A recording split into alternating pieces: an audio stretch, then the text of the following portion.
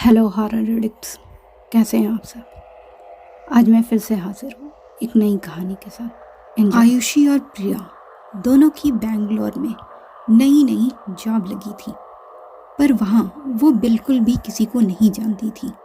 तो उन्होंने girls hostel में कमरा ले लिया, लेकिन हॉस्टल का खाना उनके गले से उतर ही नहीं रहा था। ऊपर से इतनी भीड़, दोनों खासा परेशान हो गई थी। तब दोनों ने डिसाइड किया कि पीजी में रूम ले लेते हैं। थोड़ा ज़्यादा खर्च होगा, पर ढंग का खाना और सुकून तो नसीब होगा। दोनों ने अपने ऑफिस के कॉलीग्स को भी इस बारे में बताया, तो उन लोगों ने कुछ घर दिखाए, पर आयुषी को वो पसंद नहीं आए। कुछ दिन बाद किसी ने बताया कि ऑफिस से थोड़ी दूरी पर ही एक पूरा घर अवेलेबल है, अगर वो चाहे तो जाकर देख ले। घर 3 BHK वाला था, पर उसमें से एक कमरा लॉक था, जिसमें घर के ओनर का सामान था। फिर भी दोनों के लिए 2 कमरे फुली फर्निश्ड अवेलेबल थे। आस पड़ोस भी शांत था, तो दोनों ने खुशी खुशी घर के लिए ओके कर दिया और एडवांस देकर दूसरे दिन शिफ्ट भी हो गई। दोनों ने अपना अपना कमरा सेट भी कर लिया। ये सब करने के लिए ऑफिस से 2 दिन की छुट्टी ले रखी थी दोनों ने। अगले दिन दोनों सुबह उठी और नाश्ता करके अपने अपने ऑफिस चली गई। शाम को प्रिया ने फोन करके बताया कि वो थोड़ा लेट हो जाएगी, तो आयुषी घर आकर टीवी के सामने सोफा में पसर गई और टीवी देखते देखते उसकी आंख लग गई। थोड़ी देर बाद दरवाजे पर हो रही कंटिन्यूअस नॉक से उसकी नींद टूटी। जैसे ही उसने आंखें खोली, एक छोटा सा बच्चा उसके सीने पर बैठा उसके चेहरे के ठीक सामने चेहरा रखकर देख रहा था। आयुषी की चीख निकल गई। उसने झट से आंखें फिर से बंद कर ली, लेकिन दरवाजे पर हो रही दस्तक अब भी उसे सुनाई दे रही थी। उसकी धड़कन बढ़ गई थी।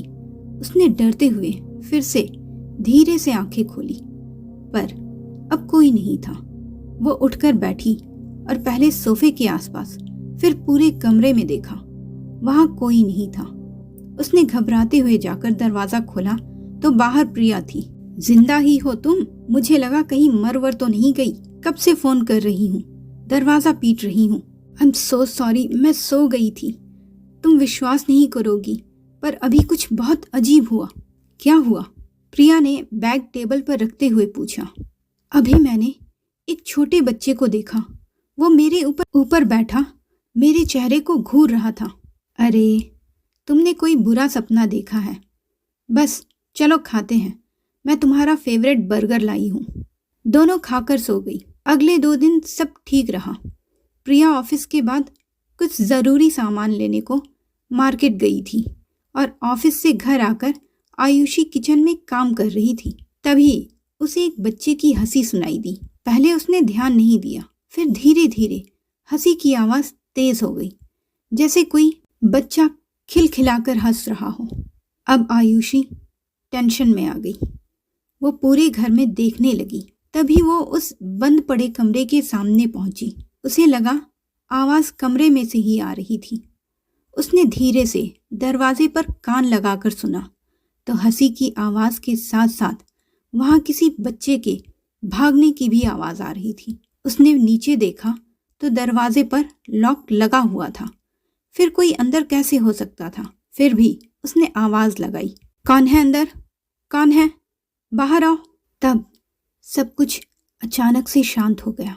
आयुषी घबराकर वापस अपने कमरे में आई। पहले तो उसने दरवाजा लॉक किया, फिर कांपते हुए हाथों से प्रिया को फोन लगाया। प्रिया, यहाँ कुछ गड़बड़ है, तुम तुरंत रूम पर आओ, अभी इसी वक्त। आयुषी की आवाज बुरी तरह से टूट रही थी। प्रिया तुरंत घर के लिए निकल गई। घर पर आयुषी अब भी अपने कमरे में डरी सहमी बैठी हुई थी। प्रिया के आते ही उसने सब कुछ उसको बिना सांस लिए ही बता दिया। चलो चलकर फिर से देखते हैं, अगर अब कोई आवाज आई तो ताला तोड़ कर देख लेंगे। प्रिया ने आयुषी का हाथ पकड़कर खींचते हुए कहा। वो नामे सिर हिला रही थी, पर प्रिया नहीं मानी और उसे खींचकर ले गई। पहले तो प्रिया ने कान लगाकर ध्यान से सुना, पर वहां सब शांत था। उसने फिर आवाज लगाई, कोई है क्या अंदर? पर कोई जवाब नहीं आया। ये सब आयुषी दरवाजे से थोड़ी दूरी पर खड़ी होकर देख रही थी। देखा, कोई नहीं है। नई जगह है ना, इसलिए तुझे भरम हुआ होगा, वरना बंद कमरे में कोई कैसे हो सकता है।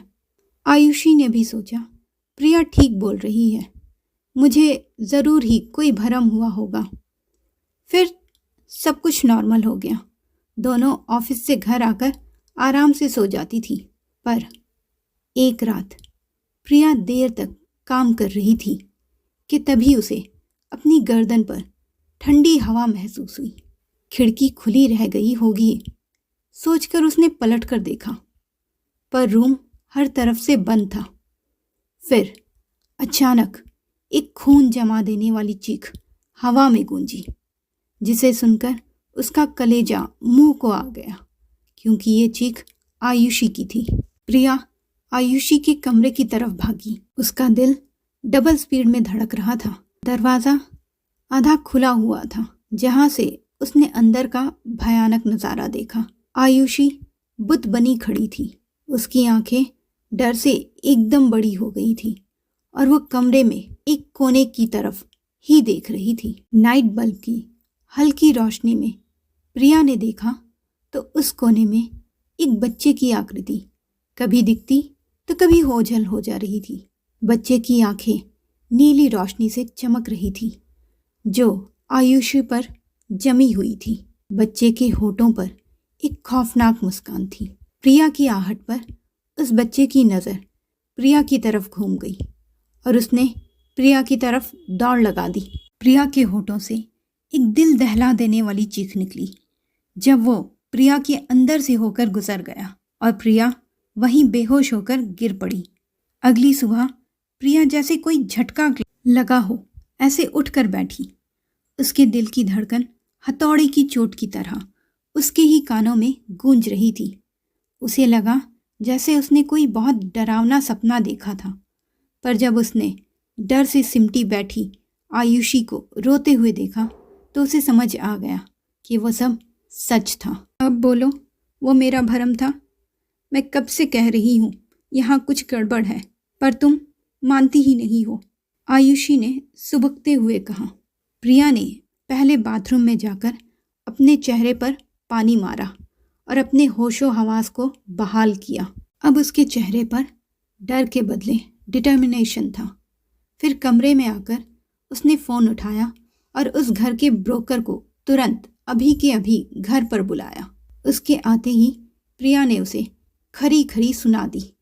फिर जो कुछ उनके साथ हो रहा था पूरा बताया। सुनकर उसका चेहरा पीला पड़ गया। मुझे सच में नहीं पता था कि यहाँ ऐसा कुछ है, पर हाँ, इस घर के ओनर के बच्चे की डेथ छत से गिरकर हो गई थी। यहाँ रहेंगे तो बच्चे का गम उन्हें सालता रहेगा करके वो लोग फौरन चले गए। शायद ये उसी बच्चे की आत्मा है। ब्रोकर को जो कुछ पता था उसने सब कुछ बता दिया। इसके बाद दोनों ने तुरंत वो घर खाली करके दूसरे हॉस्टल में कमरा ले लिया। पर अब भी वो डर उनके साथ था और रात को बत्ती बंद करने नहीं देता था। तो मित्रों, अगर आपको ये स्टोरी अच्छी लगी हो तो इसे लाइक और शेयर कीजिए, और ऐसी ढेर सारी स्टोरीज़ के लिए मेरे चैनल को सब्सक्राइब करना बिल्कुल मत भूलिएगा। धन्यवाद।